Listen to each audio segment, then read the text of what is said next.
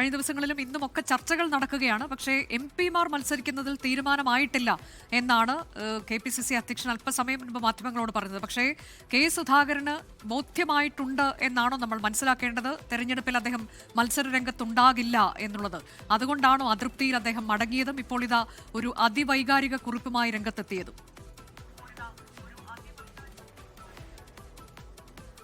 അനുജ, തീർച്ചയായും അങ്ങനെ തന്നെയാണ്. നിലവിൽ MP-മാർ മത്സരിക്കേണ്ടതില്ല എന്നുള്ളത് തന്നെയാണ് നേതാക്കളുടെ അഭിപ്രായം. പക്ഷേ എങ്കിൽ പോലും ഈ വിഷയത്തിൽ ഒരു അന്തിമ തീരുമാനം അത് ഹൈക്കമാൻഡ് സ്വീകരിക്കട്ടെ എന്നാണ് KPCC നേതൃത്വം വ്യക്തമാക്കിയിരിക്കുന്നത്. ഇന്നലെ KPCC അധ്യക്ഷൻ തന്നെ കെ സുധാകരനുമായി കൂടിക്കാഴ്ച നടത്തിയിട്ടുണ്ടായിരുന്നു. ഇക്കാര്യത്തിൽ ഹൈക്കമാൻഡാണ് അന്തിമ തീരുമാനമെടുക്കുന്നതെന്നും സുധാകരനുമായി നടത്തിയ കൂടിക്കാഴ്ചയിൽ സണ്ണി ജോസഫ് അറിയിച്ചിട്ടുണ്ടായിരുന്നു. പക്ഷേ അതിന് പിന്നാലെ ഇന്നലെ രാത്രിയോടുകൂടി തന്നെ കെ സുധാകരൻ ചർച്ചകളിലൊന്നും പങ്കെടുക്കാതെ അദ്ദേഹം ഡൽഹിയിൽ നിന്ന് മടങ്ങുകയായിരുന്നു. എന്നാൽ ഒരു MP-യാണ് അദ്ദേഹത്തിന് നാട്ടിൽ ഈ ശനി ഞായർ ദിവസങ്ങളിലൊക്കെയാണ് നാട്ടിലേക്ക് എത്തി മറ്റു പരിപാടികളിലൊക്കെ തന്നെ MP-മാർ പങ്കെടുക്കേണ്ടത്. അതുകൊണ്ട് തന്നെ അത്തരത്തിലേക്കുള്ള ഒരു പരിപാടിയിൽ പങ്കെടുക്കുന്നതിന് വേണ്ടിയാണ് സുധാകരൻ നാട്ടിലേക്ക് മടങ്ങിയതെന്നായിരുന്നു നേതാക്കളുടെ പ്രതികരണം ഉണ്ടായിരുന്നത്. പക്ഷേ തൊട്ട് പിന്നാലെ നാട്ടിലെത്തിയതിന് തൊട്ട് പിന്നാലെ സുധാകരൻ തന്നെ അതിവൈകാരികമായി ഈ വിഷയത്തിൽ ഒരു പ്രതികരണവുമായി അദ്ദേഹത്തിന്റെ ഫേസ്ബുക്ക് പോസ്റ്റിലൂടെ അദ്ദേഹം പ്രതികരിച്ചിട്ടുണ്ട്. അതിൽ കണ്ണൂരിൽ അദ്ദേഹം നടത്തിയ പ്രവർത്തനങ്ങളും ഒപ്പം തന്നെ കണ്ണൂരിലെ കോൺഗ്രസിനെ അദ്ദേഹം എങ്ങനെയാണ് മുന്നോട്ട് കൊണ്ടുവന്നതെന്ന് ഉൾപ്പെടെയുള്ള കാര്യങ്ങൾ വളരെ കൃത്യമായി തന്നെ പറയുന്നുണ്ട്. ഒപ്പം കണ്ണൂർ തന്റെ ഹൃദയ രക്തമാണെന്നും അദ്ദേഹം വിശദീകരിച്ചിരിക്കുകയാണ്. വളരെ കൃത്യമായിട്ടുള്ള ഒരു അതിർത്തി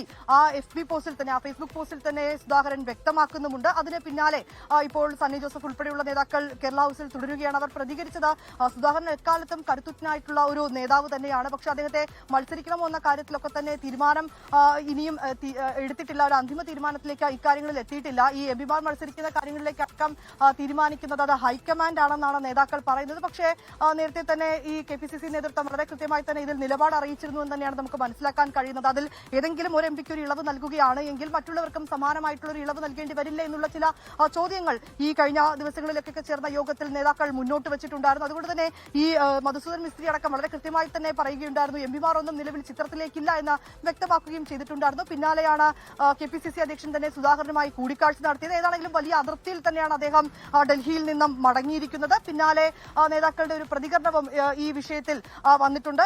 നാട്ടിലേക്ക് എത്തിയതിനു ശേഷം സുധാകരൻ തന്നെ അതിവൈകാരികമായി അദ്ദേഹത്തിന് അതിർത്തി ഉണ്ട് എന്ന വളരെ വ്യക്തമാക്കുന്ന എന്നത് വ്യക്തമാക്കുന്ന രീതിയിലുള്ള ഫേസ്ബുക്ക് കുറിപ്പാണ് ഇപ്പോൾ പുറത്തു വന്നിട്ടുള്ളത്. ലോകത്തെവിടെയായാലും ഏത് സമയത്തും 24 വാർത്തകളും ഓഗ്മെന്റഡ് റിയാലിറ്റി പാക്കേജുകളും എക്സ്പ്ലെയിനറുകളും വിശദമായി കാണാൻ ഞങ്ങളുടെ YouTube ചാനൽ നിങ്ങൾക്ക് സബ്സ്ക്രൈബ് ചെയ്യാം.